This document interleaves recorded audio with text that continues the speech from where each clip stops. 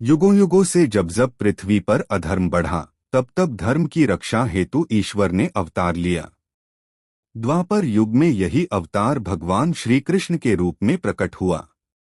वे केवल एक राजा, योद्धा या दार्शनिक नहीं थे, बल्कि पूर्ण ब्रह्मा, जिनकी प्रत्येक लीला में जीवन का गूढ़ सत्य छिपा है।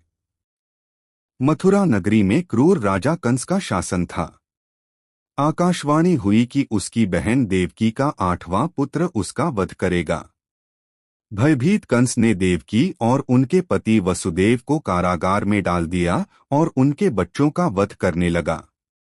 कारागार की अंधेरी रात, भाद्रपद मास की अष्टमी, चारों ओर शांति। उसी क्षण देवकी की कोख से श्री कृष्ण प्रकट हुए।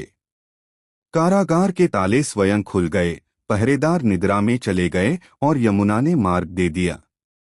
वसुदेव नवजात कृष्ण को लेकर गोकुल पहुंचे और नंद यशोदा के यहाँ जन्मी कन्या से अदलाबदली कर लौट आए।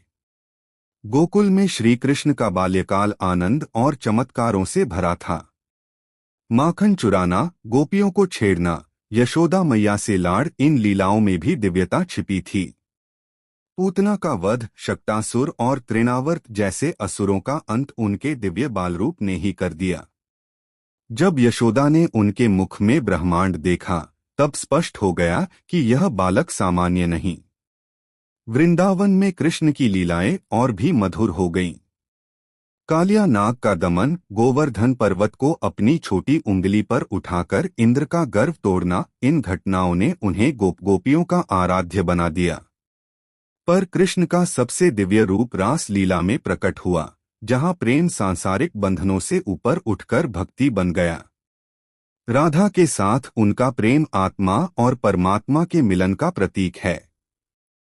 समय आने पर कृष्ण मथुरा लौटे, कंस का वध किया और माता पिता को कारागार से मुक्त कराया। मथुरा के बाद उन्होंने द्वारका नगरी बसाई और यादवों के अधिपति बने। द्वारका में वे कुशल शासक, चतुर राजनीतिज्ञ और न्यायप्रिय राजा के रूप में प्रतिष्ठित हुए। महाभारत का काल आते आते श्री कृष्ण मानव रूप में रहते हुए भी ईश्वरीय योजना के सूत्रधार बन चुके थे। वे पांडवों के मित्र, मार्गदर्शक और रक्षक बने। दुर्योधन की अधर्मपूर्ण नीति के सामने उन्होंने शांति का प्रस्ताव रखा, पर जब युद्ध अनिवार्य हुआ, तब उन्होंने स्वयं शस्त्र न उठाने की प्रतिज्ञा की और अर्जुन के सारथी बने। कुरुक्षेत्र के रणभूमि में जब